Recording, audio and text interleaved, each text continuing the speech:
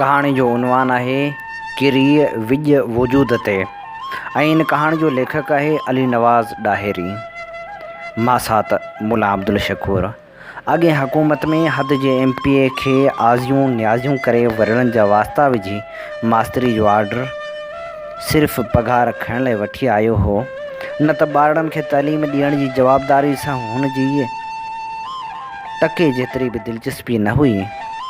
Biometric team जे ओचितन छापन जी जे डप हुनखे रोज़ानो duty time ते स्कूल पहुचण ते मजबूर करे छॾियो हो। न त अॻे महीननि जा महीना स्कूल जो मुंहुं बि न ॾिसंदो हो, जॾहिं त हाणे बि स्कूल में कंदो रुॻो ॿियनि उस्तादनि सां जाया बहस या कुर्सी ते निंड हो। हिकु भेरे पाड़े वारे जुमे जलाली चयसि, मास्तर ड्यूटी कर यार, कुझु हिलाल करे खाओ, अॻियां बि पुछा थींदी। जवाब में चयाईंसि, जुमा जलाली तूं ॻणती न कर, मूंखां सवाइ बि तव्हांजा छोरा पढ़नि पिया, 3-4 मास्तर ॿिया बि आहिनि, पढ़ाइनि पिया उन्हनि खे। जुमो जलाली मुंहुं ख़राबु करे हलियो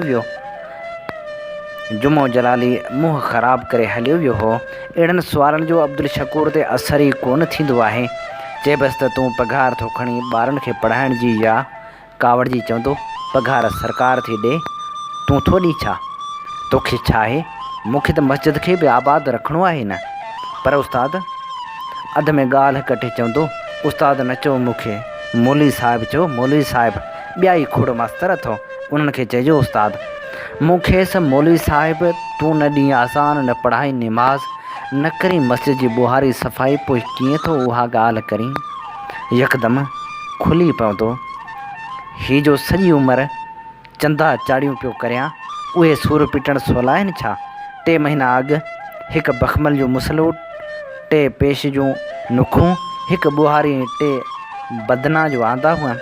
अञा काल्हि ते हिकिड़ो सेवर सड़ियल बल्ब जी जाइ ते वठी आयो आहियां, कंहिं कोन ॿुधाई छा? पर यार, सारी ज़िंदगी जे चंदनि मां कयो बि रुॻो उहो ई पैसो ख़र्च थिए न मस्जिद ते। भला ॾिस त उन्हनि पैसनि मां पंहिंजे घर ते घणो ख़र्च कंदो आहीं। अणवणंदड़ मुर्ख मुंहं ते आणे चयाईं, न को पढ़ी निमाज़, न को रखी रोज़ा, न ॾियारी कॾहिं ख़त्मा, वती थो मस्जिद जे ख़र्चनि जा तफ़सील पुछंदो। घणो तंग न कर, न त मासात भले हुजे, पर असां वटि फ़तवाऊं ठहियूं ठुकियूं रखियूं अथई। ॼण त दाबो ॾींदे वधीक चयाईं, तव्हीं जे न हिकिड़ी फ़तवा ॾियारी मां त असल जीअण जंजाल थी वेंदे। पर अलाह माफ़ करे, मां का अहिड़ी ग़लती करियां तॾहिं फ़तवा ॾियारी न। अड़े हू ॻोठ वारो नबू मवाली विसरी वई छा? उन कहिड़ी तोहीन कई हुई? मुंहिंजा कपाट खुली विया। पर हे चवंदो हुयो, उहो बि त तो जी ॾोकड़ बंदीअ सां कंहिं ज़ाती मसइले ते अटकियो हो। उहो अनोखो एतिराफ़ ॿुधी न रुॻो तजसुस वधी वियुमि, पर अफ़सोस कंदे पुछी वरितो मांसि त ज़ाती मसइलो कहिड़ो हूंदो? वीचारे नबू मवाली जो ज़ाती मसइलो ॿुधाइण लॻो।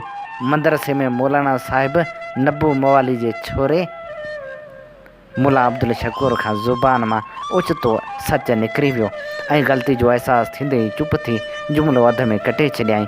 यादि आयमि त नबू मवाली सां जेका कूड़े इल्ज़ाम में विधन थी हुई, तौबा भली, अलाह ॾे पनाह। ॿुधण सां ई वार कांडारजी विया हा। पर हीअ जो मासात अब्दुल शकूर ओचितो इंकशाफ़ कयो त अखियूं खोले ॼण त वजूद ते विज केराए साह सुकाए छॾियमि।